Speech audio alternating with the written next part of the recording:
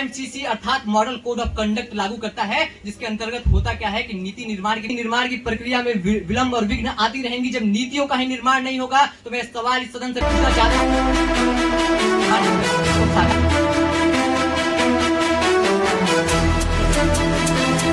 निर्माण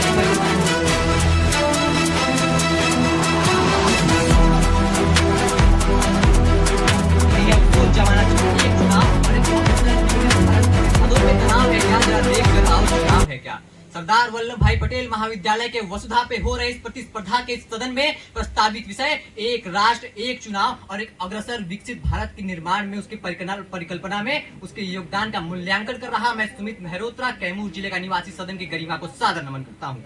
महोदय, जब हम इस विषय का मूल्यांकन कर रहे होते हैं तो सर्वप्रथम हमें कई आयामों में इसके प्रभाव को देखने की आवश्यकता होती है। महोदय, जब सर्वप्रथम हम कई आयामों को देखते हैं तो शासन प्रक्रिया के आयामों को देखते हैं। जब ये समकालीन भारत इन भिन्न स्तरीय चुनावी प्रक्रियाओं की वजह से कभी केंद्र का चुनाव, कभी राज्य का चुनाव, तो कभी नगर निगम का चुनाव, तो कभी पंचायत के चुनाव से जूझ रहा होता है। महोदय, समझने की आवश्यकता है कि इन चुनावी प्रक्रियाओं की वजह से हमेशा तनाव का माहौल क्रिएट रहता है। महोदय, समझने की आवश्यकता है कि इन भिन्न स्तरीय चुनावी प्रक्रियाओं की वजह से होता क्या है। इस चुनाव प्रक्रिया की वजह से चुनाव आयोग MCC अर्थात मॉडल कोड ऑफ कंडक्ट लागू करता है, जिसके अंतर्गत होता क्या है कि नीति निर्माण की प्रक्रिया को एक निर्धारित समय के लिए स्थगित कर दिया जाता है। महोदय, जब इस नीति निर्माण की प्रक्रिया में विलंब और विघ्न आती रहेंगी, जब नीतियों का ही निर्माण नहीं होगा तो मैं सवाल इस सदन से पूछना चाहता हूं कि जब नीतियों का ही निर्माण नहीं होगा तो परिस्थितियां कैसे बदलेंगी। महोदय, मैं सवाल इस सदन से पूछना चाहता हूं।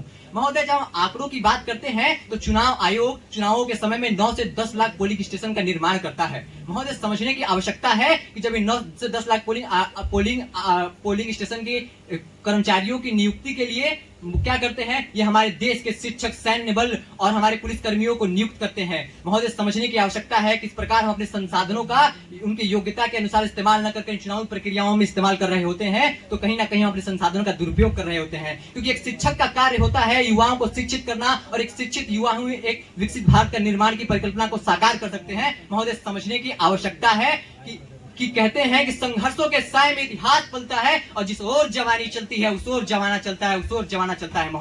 महोदय, जब हम बात करते हैं आर्थिक आयामों की तो समझने की बात है महोदय कि कितनी विडंबनात्मक बात है कि आज भी हमारे देश के 10 करोड़ से अत्यधिक लोग गरीबी रेखा के नीचे आ रहे होते हैं, और हम इन भिन्न स्तरीय चुनावी प्रक्रियाओं की वजह से 15,000 करोड़ का व्यर्थ इस्तेमाल कर रहे होते हैं। क्योंकि चुनाव आयोग के एक डेटा के अनुसार हम देखें तो कम से कम हम 4500 करोड़ में एक राष्ट्र एक चुनाव को पूरे भारत में चुनावी प्रक्रियाओं को समेट सकते हैं। लेकिन समझने की आवश्यकता है महोदय कि इन भिन्न स्तरीय चुनावी प्रक्रियाओं की वजह से हम 19,500 करोड़ों के लागत से चुनाव करा रहे होते हैं। तो कहीं ना कहीं 15,000 करोड़ों का हम उस देश में व्यर्थ खर्च कर रहे होते हैं जहां 10 करोड़ से भी अत्यधिक लोग गरीबी रेखा के नीचे आ रहे होते हैं। महोदय, समझने की आवश्यकता है कि क्रोनिक कैपिटलिज्म, भ्रष्टाचार एक बहुत महत्वपूर्ण आयाम। ये क्या होता है महोदय कि भिन्न स्तरीय चुनावी प्रक्रियाओं की वजह से अलग अलग समय पे चुनाव होते रहते हैं, और जिसकी वजह से राजनीतिक दलों को पैसों की आवश्यकता होती है प्रचार के लिए। महोदय, समझने की आवश्यकता है कि इन प्रचार के लिए पैसों की आवश्यकता की आपूर्ति वो पूंजीपति उसके करते हैं, और वो पूंजीपति उनकी सहायता करते हैं, और इस सत्ता में आने के बाद यही सत्ता के ठेकेदार। इसी प्रकार मैं अपने वक्तव्य और वाणी को विराम देना चाहूंगा। धन्यवाद।